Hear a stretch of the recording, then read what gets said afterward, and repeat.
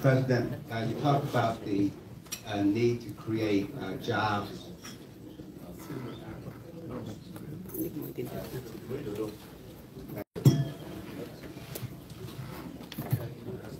Mr. President, thank you very much. You discussed the need to create jobs and wealth supply chain for electric vehicles, including the cobalt and copper. I'm wondering, do you see that as adding to the wealth, or eventually adding to the wealth of individuals in your country? And related to that, there has been concern expressed in Capitol Hill in Washington about abuses in the mining industry with child labor, and also Amnesty International and Human Rights Watch have come out with reports about abuses in terms of human rights, political rights, and press freedom. Do you think these things and the concern in Congress is going to in any way disrupt the effort to allow better use of the minerals in your country for the wealth of the people of your country? Monsieur le Président de la République, vous avez parlé tout à l'heure du besoin de créer de l'emploi et de la richesse. Il y a eu un mémorandum qui a été signé entre les États-Unis, la Zambie et la RDC sur des véhicules électriques. Est-ce que, selon ce mémorandum, ceci pourrait contribuer à la création de richesses au niveau de la RDC? Il y a eu aussi mention d'un certain nombre d'abus dans les zones minières, par exemple l'emploi des jeunes dans cette zone. Aussi, il y a eu des questions qui ont été posées sur la liberté de la presse. Est-ce que ces questions pourraient constituer une entrave à l'exploitation des ressources minières de la RDC, Monsieur le Président de la République? Merci. Oui, bien sûr, nous avons signé ce mémorandum d'entente avec la Zambie et les États-Unis. Évidemment, nous sommes les États et donc les investisseurs sont en train d'arriver, de présenter leurs prétentions pour mettre en place cette dynamique, cette chaîne de fabrication. Je voudrais dire aussi quelque chose que je n'ai pas dit tout à l'heure, c'est qu'en République démocratique du Congo, nous avons décidé, enfin nous allons créer maintenant des zones économiques spéciales. Et donc, dans la région à laquelle vous faites allusion, qui est frontalière de la Zambie, va se créer cette zone économique spéciale qui attirera davantage d'investisseurs qui pourront venir mettre en pratique ce que nous attendons, c'est-à-dire cette chaîne de fabrication de la batterie électrique. Pour ce qui concerne le travail des enfants, et vous avez tout à fait raison, c'est un point qui me touche au plus profond même de mon cœur. Je vous ai parlé ici de la gratuité de l'éducation. C'était justement une des mesures prises pour permettre aux enfants qui sont soit désœuvrés, soit utilisés par les adultes dans ce genre d'activité, de revenir dans le parcours scolaire. En plus des inspections qui sont faites sur les lieux, il y a cela. À côté de cela, nous avons créé l'entreprise générale du cobalt. C'est une entreprise qui réunira tous les travailleurs, des artisans, des artisanaux dans les mines. Et donc, ils seront répertoriés, tous ces travailleurs artisans dans les mines, ils seront répertoriés, pris en charge au niveau social, soins de santé, salarial. Et donc, cela nous permettra d'avoir un contrôle sur cette population et d'extirper des enfants et des femmes, parce que aussi il y a des femmes enceintes et autres, de ces activités. Enfin, par rapport aux libertés de la presse, j'aimerais vous dire que je suis un grand partisan de la liberté de la presse et pour preuve, depuis que je suis à la tête de la République démocratique du Congo, je n'ai raté aucune célébration de la journée mondiale de la presse. J'ai toujours été là, aux côtés des journalistes. J'ai présidé, inspiré la tenue plutôt des états généraux de la presse congolaise, lesquels états généraux ont donné lieu à une nouvelle loi. Pour la première fois depuis 27 ans, on n'avait plus de loi. Cette loi a l'avantage d'être moderne parce qu'elle prend en compte les médias, les nouveaux médias. Cette loi a l'avantage de renforcer la liberté, les libertés des journalistes.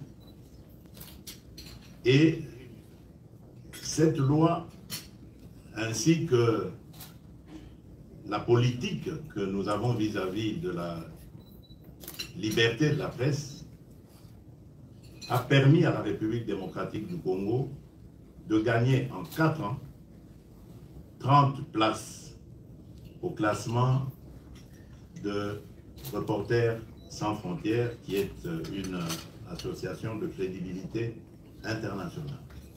Nous sommes passés de la 154e place sur 180, je crois, pays, à la 124e place en 4 ans.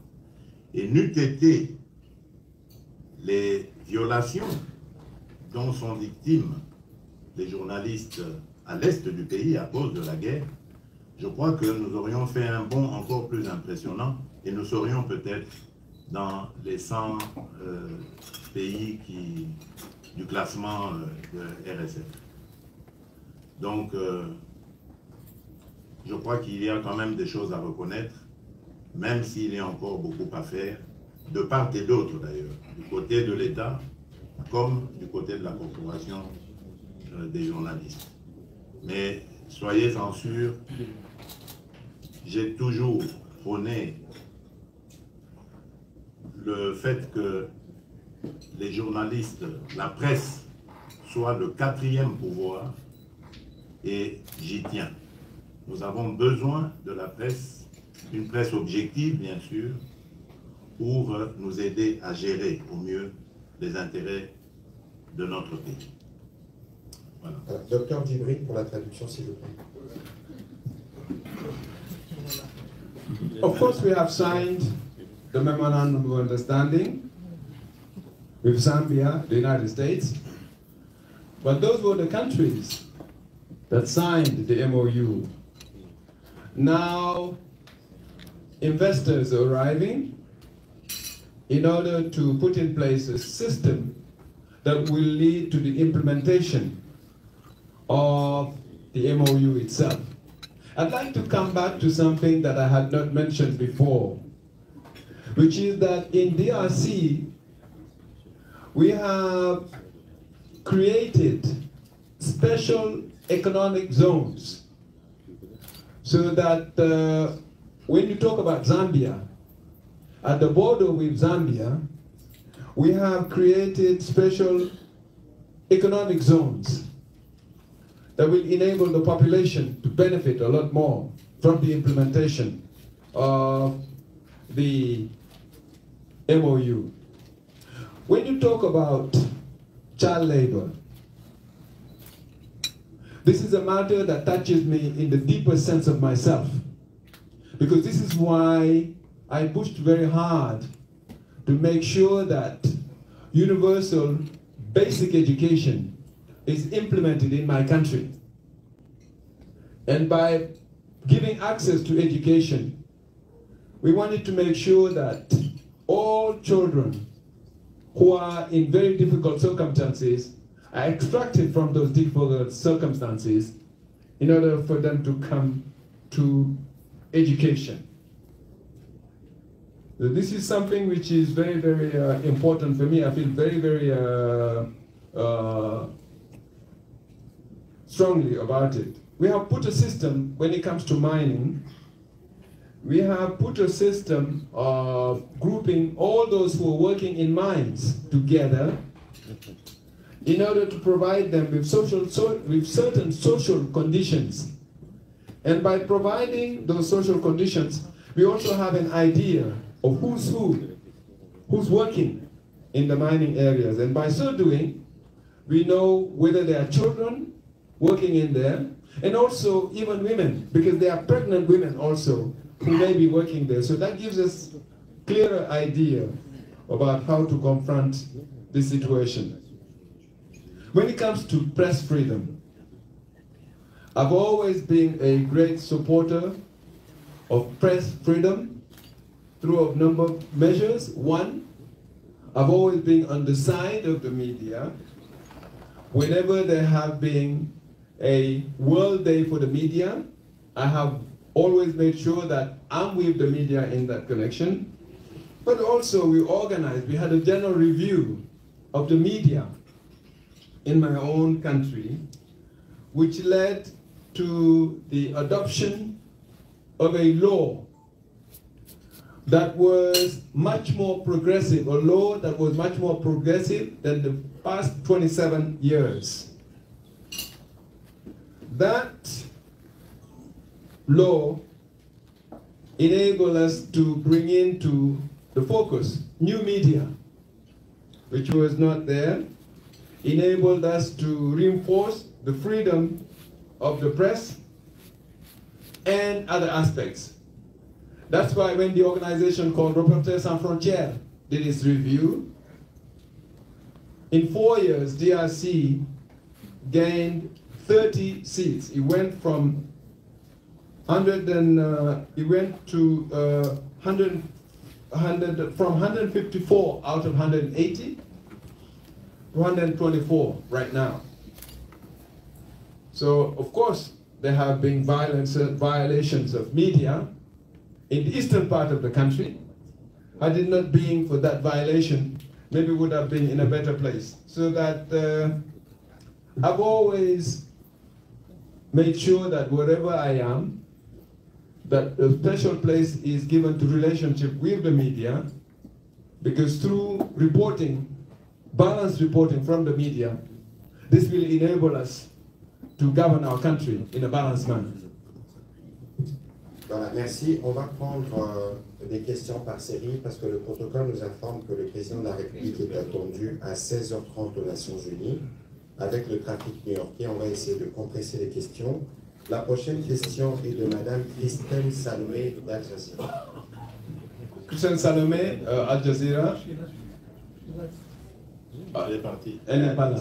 Voilà. Alors, on va prendre la question de Marc Perelman qui sera suivi de Monsieur Yassine Najar. Voilà. Marc Perelman first. Marc est parti, alors Christophe va poser la question. Christophe. Christophe Boisvivier pour Radio France International. Boisvivier. Bonjour Monsieur le Président. Merci de recevoir toute la presse américaine et internationale à ce déjeuner de presse. Vous avez dit votre attachement à la démocratie, vous avez dit combien vous étiez fier d'incarner la première alternance démocratique sans effusion de sang dans votre pays, c'était en 2018-19. Et voilà que dans 3 mois, vous êtes candidat à une nouvelle élection présidentielle. Les Congolais votent et vous voulez que ce soit un grand rendez-vous avec la démocratie. Mais toutefois, Monsieur le Président, est-ce que il y a 2 arrestations qui ont eu lieu ces derniers temps? L'arrestation en mai dernier de Salomon Kalonda, le bras droit de l'un de vos principaux adversaires à venir, Moïse Katumbi. Et est-ce que l'arrestation il y a 10 jours de notre confrère de Jeune Afrique, Stanis Boujakera, et ceci en dépit de la nouvelle loi que vous avez fait voter sur la protection des sources des journalistes, loi à laquelle vous êtes très attaché. Est-ce que tout cela ne risque pas de ternir votre bilan? Quels sont les engagements que vous pouvez prendre de ce point de vue pour votre campagne et éventuellement pour votre second mandat si vous êtes réélu? Thank you very much, Mr. President, for inviting the international media to this press lunch. You have... On a dit une série. Oui, on va prendre la question de Yassine Adjar sur la même table. Comme ça, le président pourra répondre.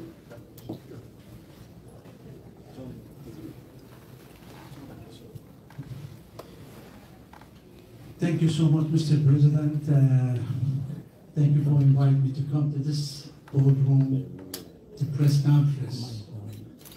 First of all, you give us today something we never think about that and never heard about it. In Iran, we have it in Congo, that's an important country, and have United States. And you are more welcome. You're going to have the power from here. For the election, if it's a free country and fair election, you will make it. Believe me, you have very good charisma, and you look good. You look very good. And take my word, and don't forget that name, Yassine Adjar, I'm USA. You're gonna win, and you will make it, just let me know. I guess everybody understands what I'm talking about. Yes. Pour cette dernière série, on va prendre les questions de Michael Cavanagh, de Bloomberg. Bonjour, Excellence. Merci beaucoup pour m'avoir. Michael Cavanagh avec Bloomberg News. Je veux poser une question sur les investissements. Trois parties, en fait. D'abord, sur le contrat chinois, est-ce que vous pouvez nous donner quelques détails de cette révisitation? Et aussi sur Inga, la même chose. Et si je ne me trompe pas, il y a aussi des négociations avec l'Arabie saoudite maintenant. En quoi consistent ces négociations? Et est-ce que les États-Unis font partie de ces négociations aussi? Avec l'Arabie saoudite, vous êtes sûr? Peut-être que je me trompe. Ça, c'est la question. Nous avons de bons rapports avec les Américains, bien sûr, et ils ont manifesté aussi un besoin de venir investir en République démocratique du Congo, mais c'est pas encore du concret. Il y avait un voyage, n'est-ce pas, du ministre de... Oui, bien sûr. Il y a eu un ministre saoudien qui est venu et qui a vraiment dit cela. Mais nous ne sommes pas encore dans le concret, comme par exemple avec les Émiratis. Là, avec les Émirats, on est bien avancé. Ok, peut-être que vous pouvez parler des Émiratis au lieu de ça. Merci. Je peux poser la question en anglais aussi pour vous aider. Just to ask 3 questions about investments. The first is on Inga, the dam project. The second is on the revisitation of the China contract. And then the third was going to be about Saudi Arabia, but apparently those negotiations aren't happening, so I asked about the negotiations with the UAE. Thank you. Merci. Voilà, donc oui. Allez-y, s'il vous plaît. Non, mais il faut que je recommence par la voix bouquée par Christophe. Pour dire que moi j'ai un principe, c'est celui de la séparation des pouvoirs. Et je crois que en occidental, convaincu et convaincant, vous comprenez bien ce que je veux dire. Je ne me mêle pas de ce qui se passe avec la justice. Mais évidemment, comme le dit la Constitution, je suis le magistrat suprême. Sans juger, bien sûr, je peux m'enquérir de certaines situations sans m'immiscer dans les affaires de la justice, surtout lorsque cela suscite des polémiques. Et donc je dirais que dans les 2 cas que vous citez, ce sont des enquêtes qui sont en cours. Ce serait hyper maladroit de ma part de d'oser faire un commentaire là-dessus. Tout ce que je fais et ce à quoi je veille, c'est que les droits de ces individus soient garantis et respectés. Maintenant, si on me prend, on arrive à me, on prend un défaut, on arrive à me démontrer que leurs droits n'ont pas été respectés, je suis prêt à aborder le sujet. Mais une interpellation par une institution comme la justice, ça se constate. Pourquoi voudriez-vous que le même principe, par exemple pour la presse, j'ai lu d'ailleurs il y a quelque part là, qu'il y a 2 ans peut-être, je crois, une journaliste française avait été interpellée pour avoir divulgué des informations stratégiques, interpellée et gardée à vue. C'est récent. C'est récent, oui. Aujourd'hui, hier ou avant-hier. Un peu plus loin, il y a Julian Assange aussi, qui avait émis et qui a été traqué comme une bête immonde, parce qu'il est allé se cacher dans des ambassades, notamment en Grande-Bretagne, mais on l'a traqué jusqu'à Le Pan, parce qu'il avait divulgué des câbles diplomatiques stratégiques. Quoi de plus mal que la justice essaie de s'intéresser à ça, d'autant plus que pour le journaliste Stanley Boujakera, qui est un jeune homme que j'aime bien, pour la petite histoire, il a couvert notre campagne au moment de ma campagne électorale. Je dis notre campagne parce que nous étions en coalition avec l'UNC de Vital Kamerhe. Il l'a couvert, il était de tous les combats avec nous. Donc vous voyez que j'ai de la sympathie pour ce jeune homme. Je regrette ce qui lui arrive, mais je ne peux pas faire entrave à la justice et ne pas permettre à celle-ci de faire toute la lumière. D'autant plus qu'on parle de mort d'homme là.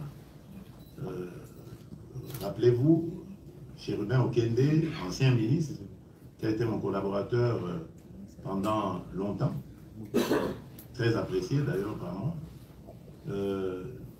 est mort dans des circonstances suspectes qui, jusqu'à aujourd'hui, ne sont pas encore élucidées, malgré le fait que nous avons fait appel à des enquêteurs internationaux belges, par ma demande personnelle adressée au Premier ministre belge, sud-africain, français aussi, un élément se trouvant en poste à l'ambassade du Congo et la MONUSCO, à l'ambassade de France au Congo plutôt, et la MONUSCO. Et malgré tout ça, on prend le risque de désorienter l'enquête et l'opinion, donc je crois que ça peut intéresser la justice. Quant à l'autre cas, malheureusement, nous sommes en situation de guerre, nous imposée par le Rwanda, et la justice s'est intéressée de très près aux accointances qu'il y aurait entre ces personnes, entre cette personne et nos agresseurs. C'est ce que je peux dire à ce stade sans vraiment violer le secret de l'instruction. Parce que je tiens à la séparation du pouvoir, mais en même temps, je tiens au respect des droits des personnes qu'on interpelle, des personnes qu'on accuse. Donc, j'espère que c'est clair. I have always had a principle of making sure that there is separation of powers. I would not like to be part of what is going on within the justice system. I can find out what is going on and make sure that whoever is in the hands of justice has got his or her rights properly defended. And if their rights are not defended, I will make sure that this happens. Of course, there have been examples of French journalists who had been arrested recently. And then you may recall also the situation of Julian Assange, who was sought after, and he went to Indian to take refuge in an embassy. Juste m'arrêter à ce niveau-là. Pour me permettre de dire, quand je citais ces deux cas, c'était pour demander à M. Ouaboudié pourquoi est-ce que lorsque ça arrive en Occident, c'est normal, et quand c'est en Afrique, on pense qu'il y a anguille sous roche, qu'on est en train de violer les libertés des gens. Pourtant, ce sont les mêmes circonstances. I just wanted to give this precision to the journalist who asked the question, just to say, when something like this happens in Europe, and it's regarded as normal, that the person, the journalist who has done this situation is sought after, and then when it happens in Africa, it's regarded differently. I know Sani. He was part of our campaign when we were in the coalition, and I have the biggest sympathy for him, but I cannot really interfere with what the justice of my country is doing, especially when there has been loss of life. One of my own staffers, who was very, very close to us, lost his life. Up to today, we do not know the circumstances of the death of that staff. And we've asked for the cooperation of Belgium, of South Africa, of France, of MONUSCO, but until now, we do not know exactly what happened to that person. And of course, we're also in a situation of war that was imposed on us by Rwanda, which is not facilitating the situation.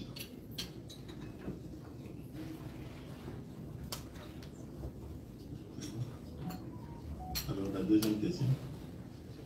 La deuxième question, c'était plus, je pense, la question de M. Yassine, c'était plus un encouragement. Je n'ai pas noté de particulières questions, peut-être. Merci, Yassine. Et la dernière, c'est celle de Michael Carani. Oui, Michael, oui, permettez-moi de ne pas parler ici des termes des contrats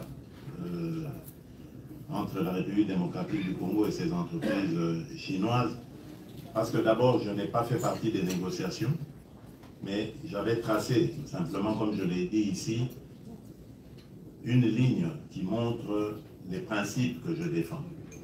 C'est-à-dire, nous voulons un partenariat qui soit gagnant-gagnant, win-win.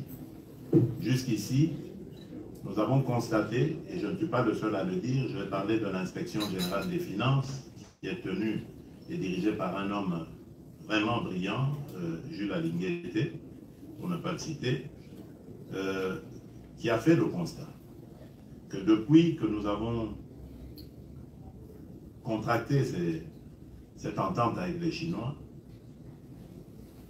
les entreprises chinoises ont gagné près de 10 milliards de dollars et la République démocratique du Congo n'est même pas à 1 milliard. Donc, c'est vraiment disproportionné comme un partenariat et il fallait rééquilibrer cela. Récemment, j'ai effectué un voyage en Chine où j'ai parlé de cela. Nous avons donc rééquilibré les choses.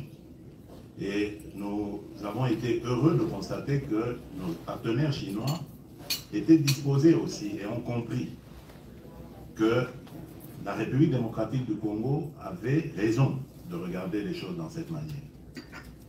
Et ils ont fait le constat malheureux que jusque-là, malheureusement, avant nous, il n'y avait pas ce genre de considération. Donc ce n'était pas à eux de faire le travail des Congolais à la place des Congolais eux-mêmes.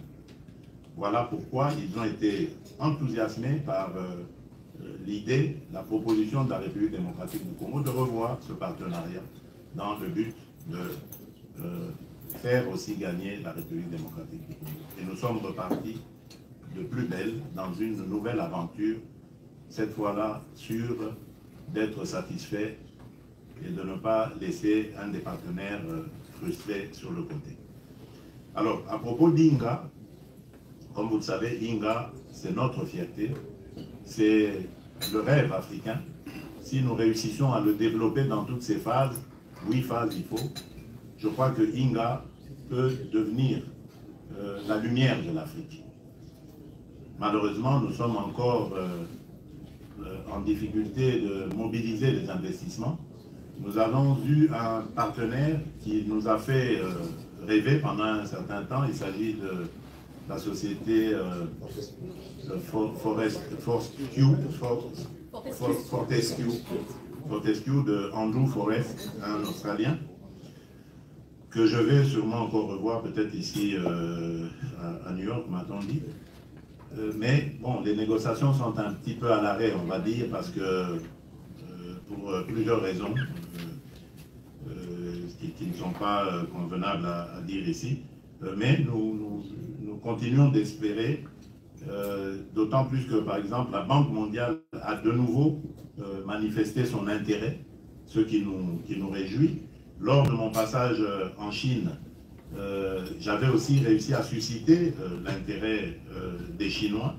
Je crois qu'il ne serait pas impossible que demain, on voit une sorte de consortium se dessiner, se former autour de la Banque mondiale, des investisseurs chinois, peut-être européens, parce qu'il y a peut-être encore des intérêts là-bas, pas encore très manifestés, et cet Australien qui continue à vouloir venir dans cette aventure.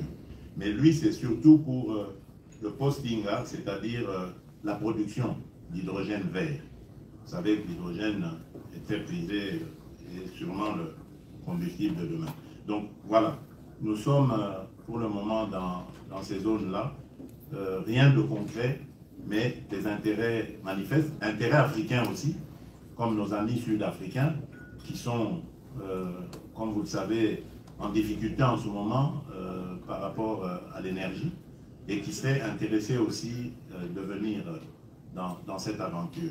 Et nous ouvrons la porte à tout le monde, parce que nous savons que le projet Inga, c'est un projet global, c'est un projet qui va intéresser plusieurs partenaires et avoir des retombées sur plusieurs pays en Afrique. Et donc, nous laissons la porte ouverte à tous ces partenariats et le moment venu, canaliser les bons partenaires pour impulser ensemble et réaliser ce projet. Alors, vous avez parlé des Saoudiens d'abord, mais Émiratis après. Oui, avec les Émirats, nous sommes dans plusieurs partenariats. D'abord, les mines. Je vous ai parlé ici de Primera Gold, cette joint venture que nous avons faite ensemble et qui nous permet aujourd'hui de juguler sérieusement le trafic illicite de l'or produit au sud Kivu. Nous sommes également pour parler pour d'autres secteurs, les minerais 3T, le cobalt et le cuivre, mais ça c'est en discussion pour le moment. Nous sommes en partenariat dans notre système de défense. Les Émiratis nous ont énormément aidés à ce point. Nous pouvons dire avec fierté aujourd'hui que nous avons réussi à renforcer les capacités de nos forces armées et pouvoir d'ailleurs faire face à l'adversité.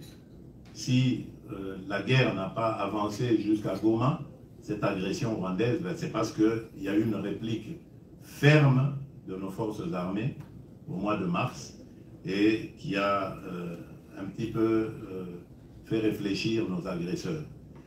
C'est entre autres grâce à ce partenariat avec les Émirats arabes unis.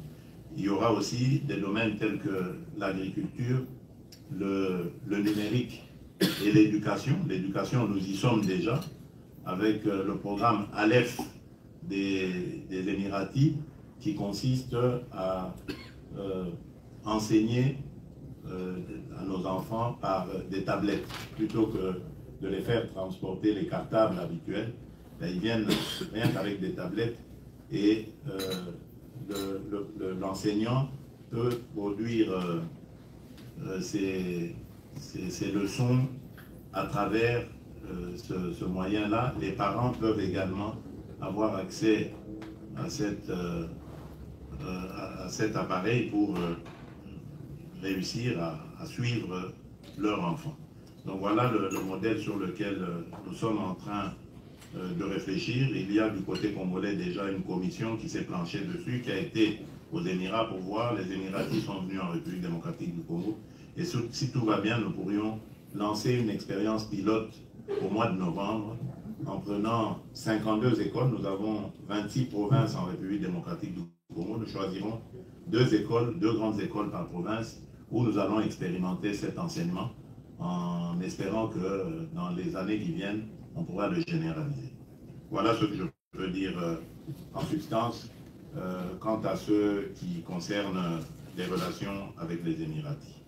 Le soutien pour l'armée, c'était financement ou c'était les armes? C'est quoi exactement? Oui, l'équipement et formation. Ouais. Docteur Djibril, en 1 minute, où on prend les 2 dernières questions, vous intervenez à la fin parce qu'on court derrière le temps. Oui, allez-y rapidement, s'il vous plaît. Oui, we have, with the Emirates, you mentioned the Saudis, but in fact, it's much more the Emiratis. I mentioned earlier the fact that we have addressed the issue of illegal traffic of gold in South Kivu, and also we have the issue of cobalt and copper as well, and reinforcing the capacity of our armed forces. If our army has such a strong response that the other side could not advance beyond Goma. And then in the area of education, we have a provision of platforms of computers that will enable our students and our parents to have access to education. 26 provinces across DRC. We hope to take 2 schools in each one of the provinces as a test, which will be then launched very soon. Voilà, merci pour la rapidité. On va prendre rapidement les questions de Madame Daphné, des Reuters, et de Monsieur Peter Potter, de Voice of America, pour terminer. Thank you, Mr. President. Back on the case of Stanis Bujikera, has this case come up specifically in conversations with your counterparts in the United States? And has press freedom and liberties in Congo more generally ahead of the elections come up in counterparts with Washington as well?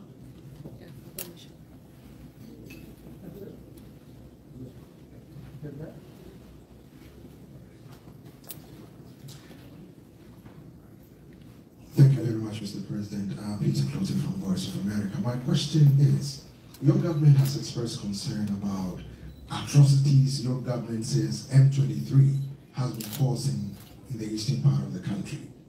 If peace returns, what is your vision for the Eastern Congo?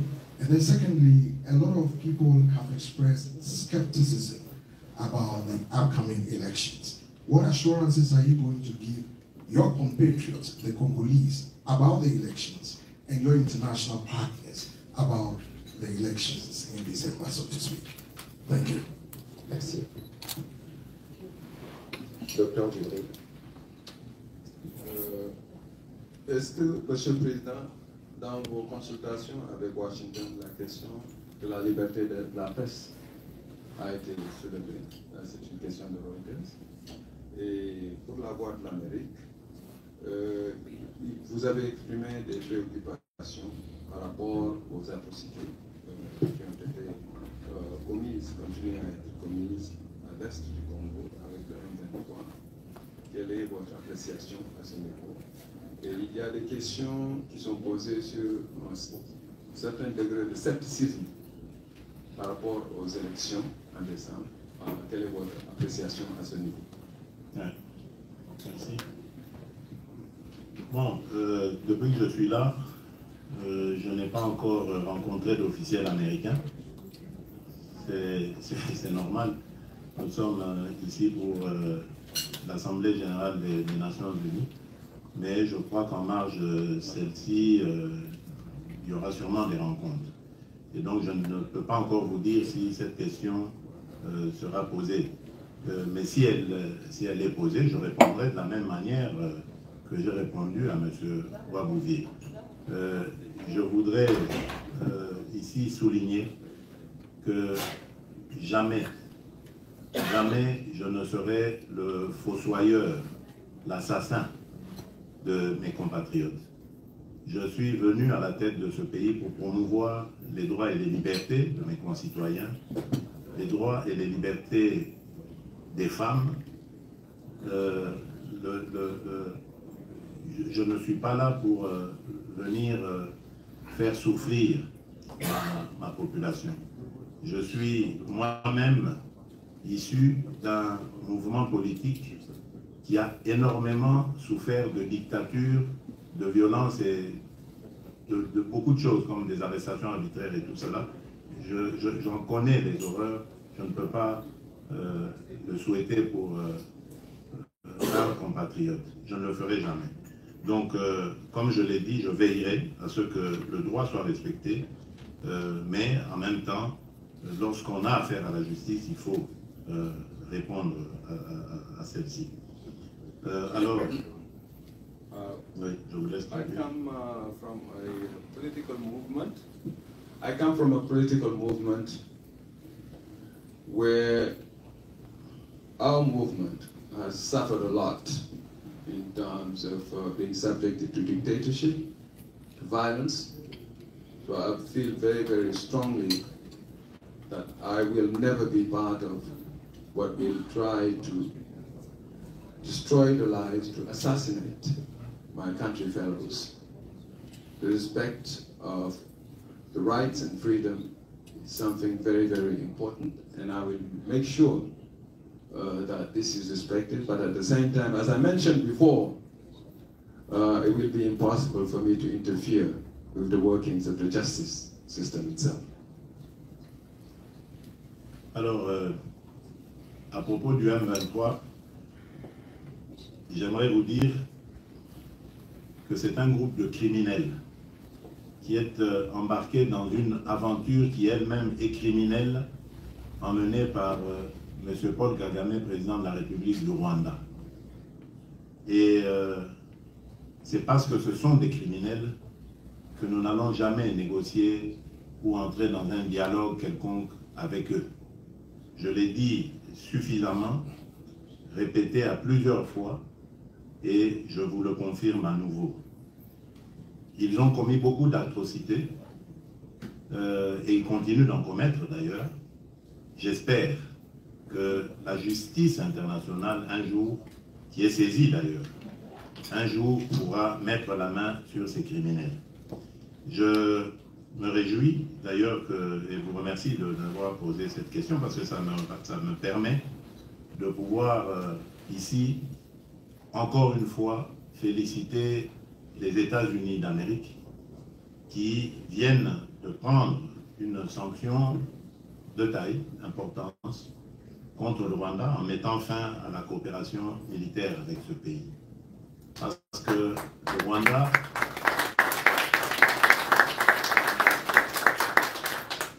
Rwanda a fait du génocide malheureux qu'il a connu une occasion pour essayer de conquérir toute la région avec des ambitions hégémoniques de la part de son leader qui a écrasé tout sur son passage dans l'unique but de piller les ressources des pays comme la République démocratique du Congo.